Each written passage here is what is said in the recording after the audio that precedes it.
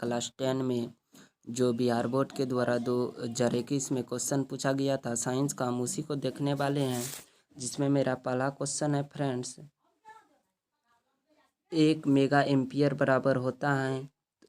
तो option A में दिया गया है 10⁻³ एम्पियर, ऑप्शन बी में दिया गया है 10⁻² एम्पियर, ऑप्शन सी में दिया गया है 10⁻1 एम्पियर और डी में दिया गया है 10⁻6 एम्पियर। तो इसका ऑप्शन नंबर जो है फ्रेंड्स ए सही होगा। फिर दूसरा क्वेश्चन है फ्रेंड्स, डीजल का उपयोग होता है। पहला ऑप्शन है भारी वाहनों में, फिर दूसरा ऑप्शन है रेल के इंजनों में, फिर तीसरा ऑप्शन है विद्युत उत्पादन में, डी नंबर ऑप्शन है इनमें से सभी। तो याद रखना है फ्रेंड्स कि डीजल का उपयोग होता है तो भारी वाहनों में भी होता है फ्रेंड्स, रेल के इंजनों में होता है और विद्युत उत्पादन में भी होता है। तो ऑप्शन नंबर जो है फ्रेंड्स इसका डी सही हो जाएगा, इनमें से सही सभी। फिर मेरा तीसरा क्वेश्चन है फ्रेंड्स, सौर सेल सौर ऊर्जा को रूपांतरित करता है। तो आपको याद रखना है फ्रेंड्स कि विद्युत ऊर्जा में अगर आपसे क्वेश्चन पूछ लिया जाए फ्रेंड्स कि सौर सेल सौर ऊर्जा को रूपांतरित करता है तो आपको याद रखना है फ्रेंड्स कि विद्युत ऊर्जा में। फिर मेरा चौथा क्वेश्चन है फ्रेंड्स कि सोना की परमाणु संख्या होता है तो 79। याद रखना है फ्रेंड्स कि सोना की परमाणु संख्या कितने होता है फ्रेंड्स, तो 79 आपको याद रखना है फ्रेंड्स। फिर 5वां नंबर क्वेश्चन है, निम्नलिखित में कौन ऑक्सीकरण की क्रिया नहीं है। तो आपको याद रखना है फ्रेंड्स कि अपक्षेपण जो है फ्रेंड्स वह ऑक्सीकरण अभिक्रिया नहीं है। शोषण जो है फ्रेंड्स वो भी ऑक्सीकरण अभिक्रिया है। दहन जो भी है फ्रेंड्स वो भी ऑक्सीकरण अभिक्रिया है और भोजन का पचना भी जो है ऑक्सीकरण अभिक्रिया है। तो आपको याद रखना है कि अपक्षेपण जो है वह ऑक्सीकरण अभिक्रिया नहीं है। फिर 6ठा नंबर क्वेश्चन है कि ऑक्सीजन की संयुक्ता है। तो ऑक्सीजन की संयुक्ता हकीकत में जो है तो -2 होता है इसकी संयुक्ता ऑक्सीजन का, लेकिन यहाँ पर ऑप्शन में जो दिया गया है आपको 2 दिया गया है तो आपको ऑप्शन सी सही कर लेना। फिर मेरा 7वां क्वेश्चन है फ्रेंड्स कि अम्लीय वर्षा के जल का pH मान होना चाहिए। तो आपको याद होना चाहिए कि 5.6 से कम, 5.6 से कम। अगर आप इन सभी क्वेश्चनों का आंसर जानते हैं तो आप कमेंट बॉक्स में हमें ज़रूर बताएं।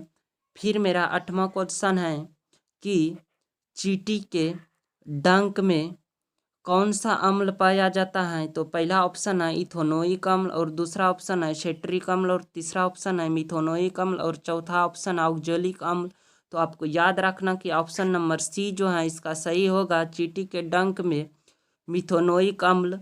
ऐसे तो अगर आपको मिथेनोइक अम्ल नहीं दिया रहेगा ऑप्शन में तो आपको फॉर्मिक अम्ल दिया रहेगा। क्या दिया रहेगा फ्रेंड्स, तो फॉर्मिक अम्ल दिया रहेगा जो कि चींटी के डंक में पाया जाता है, वो भी याद रखना है। फिर मेरा 9वां क्वेश्चन है, निम्नलिखित में कौन सा संवहन उत्तक है। फिर 9वां क्वेश्चन है कि निम्नलिखित में कौन सा संवहन उत्तक है। तो इसका ऑप्शन बी और सी दोनों सही हो जाएगा, जाइलम और फ्लोएम दोनों सही हो जाएगा। संवहन उत्तक अगर पूछेगा तो आपको फ्लोएम और जाइलम दोनों उत्तर देना है। अगर दोनों में से कोई एक ऑप्शन में रहे तो एक को मारना है, अगर दोनों रहे ऑप्शन में तो दोनों को टिक करना है। फिर मेरा 10 नंबर क्वेश्चन है कि प्रोटोजुआ उत्सर्जी पदार्थ का निष्कासन कैसे करता है। तो आपको याद रखना है कि प्रासरण द्वारा प्रोटोजुआ उत्सर्जी पदार्थ का निष्कासन कैसे करता है, तो प्रासरण द्वारा। फिर मेरा 11 नंबर क्वेश्चन है, मनुष्य की शरीर की सबसे बड़ी ग्रंथि क्या है। तो आपको याद रखना कि यकृत। आपसे अगर क्वेश्चन पूछ लिया जाए कि मनुष्य के शरीर की सबसे बड़ी ग्रंथि क्या है तो आपको याद रखना है कि यकृत होता है। फिर मेरा अगला क्वेश्चन है, शरीर का संतुलन बनाए रखता है। तो आपको याद रखना है कि सेरिबेलम जो होता है, सेरिबेलम वो जो है शरीर का संतुलन बनाए रखता है। ऐसे तो बहुत सारे स्टूडेंट जो हैं मस्तिष्क स्टेम मार देता है, लेकिन मस्तिष्क स्टेम आपको नहीं मारना है, आपको नहीं तो सेरिब्रम मारना है, लेकिन आपको मारना क्या है तो सेरिबेलम। फिर मेरा 13 नंबर क्वेश्चन है कि किशोरा अवस्थाओं में होने वाली शारीरिक परिवर्तन का कारण है। तो ये जो टेस्टोस्टेरोन और एस्ट्रोजन, टेस्टोस्टेरोन जो होता है वह लड़की में पाया जाता है और एस्ट्रोजन जो होता है वह लड़का में पाया जाता है। तो किशोरावस्था में लड़का लड़की दोनों में 2 हार्मोन पाए जाते हैं। लड़की में अगर पूछेगा तो टेस्टोस्टेरोन और अगर लड़का में पूछेगा तो एस्ट्रोजन। तो इसका जो है ऑप्शन नंबर डी सही हो जाएगा, ए और बी दोनों। फिर मेरा 14 नंबर क्वेश्चन है मानव हृदय में कितने कोष्ठ होते हैं। तो आपको याद रखना है कि 4 कोष्ठ होते हैं। फिर 15 नंबर क्वेश्चन है रक्त क्या है। तो रक्त जो है एक उत्तक है। अगर आपसे पूछ लिया जाए क्वेश्चन कि रक्त क्या है तो आपको क्या मारना है, एक उत्तक है। जीन शब्द, फिर मेरा अगला क्वेश्चन है कि जीन शब्द किसने प्रस्तुत किया। तो इसका ऑप्शन नंबर डी हो जाएगा, लेमार्क। जीन शब्द का प्रयोग सर्वप्रथम किसने किया था तो लेमार्क ने। याद रखना है कि जीन शब्द का सर्वप्रथम किसने प्रयोग किया था तो लेमार्क ने। फिर मेरा अगला क्वेश्चन है कि विद्युत चुम्बक बनाने के लिए किस पदार्थ के क्षार का उपयोग किया जाता है। तो आपको याद रखना है कि नरम लोहा का प्रयोग किया जाता है, नरम लोहा का। विद्युत चुम्बक बनाने के लिए किस पदार्थ के क्षार का उपयोग किया जाता है। तो आपको याद क्या रखना है, नरम लोहा का। अगर आप इन सभी क्वेश्चन का ऑप्शन जानते हैं फ्रेंड्स, आंसर जानते हैं, तो आप हमें कमेंट बॉक्स में ज़रूर बताएं। फिर मेरा 18 नंबर क्वेश्चन है जब किसी चालक तार विद्युत धारा प्रवाहित होती है तो गतिशील कण क्या है। तो गतिशील जो कण होता है वो इलेक्ट्रॉन होता है, प्रोटॉन भी नहीं होता है और आयन भी नहीं होता और परमाणु भी नहीं होता है। क्या होता है, इलेक्ट्रॉन। जब किसी चालक तार विद्युत धारा प्रवाहित होती है तो गतिशील कण क्या है। तो आपको क्या मारना है, ऑप्शन नंबर डी, इलेक्ट्रॉन मारना है। फिर पूछ रहा है 19 नंबर क्वेश्चन में ओम का नियम है। तो आपको मारना है V बराबर आई आर। V बराबर क्या, आई आर। याद रखना है ओम का नियम है तो क्या मारना है, V बराबर आई आर। तो ऑप्शन नंबर क्या हो जाएगा, ए। विभवांतर का अस्थायी मात्रक क्या होता है। तो विभवांतर का अस्थायी मात्रक याद रखना है क्या होता है, वोल्ट। विभवांतर का अस्थायी मात्रक क्या होता है तो वोल्ट, आपको याद रखना है।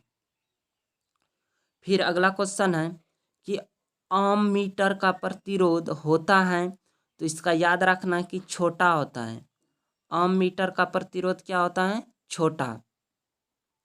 फिर रखना है फिर 22 नंबर क्वेश्चन है विद्युत बल्ब का फिलामेंट निम्न में से किस धातु का बना होता है। तो याद क्या रखना है, टंगस्टन का।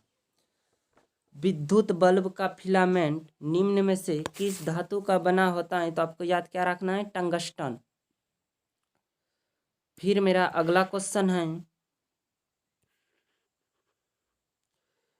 रियोस्टेट का उद्देश्य क्या था। रियोस्टेट का उद्देश्य क्या था।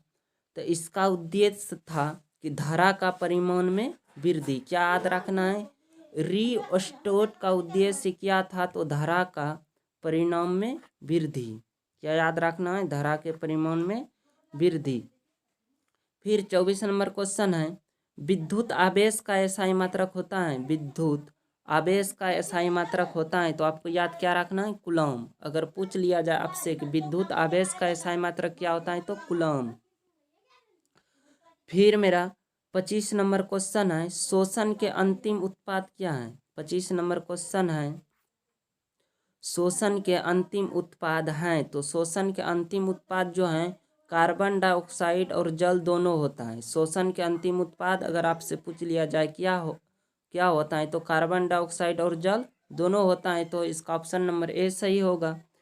फिर मेरा अगला क्वेश्चन है दांत की सबसे ऊपरी परत को क्या कहा जाता है? तो इनाइमेल। क्या कहा जाता है? इनाइमेल। दांत की सबसे ऊपरी परत को क्या कहा जाता है? इनाइमेल। दांत की सबसे ऊपरी परत को क्या कहा जाता है? इनाइमेल। मानव आहार नाल की सबसे लंबी भाग क्या है? तो छोटी आंत। आप लोग को भी याद होगा। मानव 27 नंबर क्वेश्चन है। मानव आहार नाल का सबसे लंबा भाग क्या है? तो छोटी आंत। तो आज के कक्षा को हम यही समाप्त करते हैं और जो भी क्वेश्चन है आपको अगली कक्षा में बताया जाएगा। अगर अगर आप लोगों को वीडियो अच्छा लगे तो इस चैनल को लाइक, सब्सक्राइब तथा शेयर जरूर करना।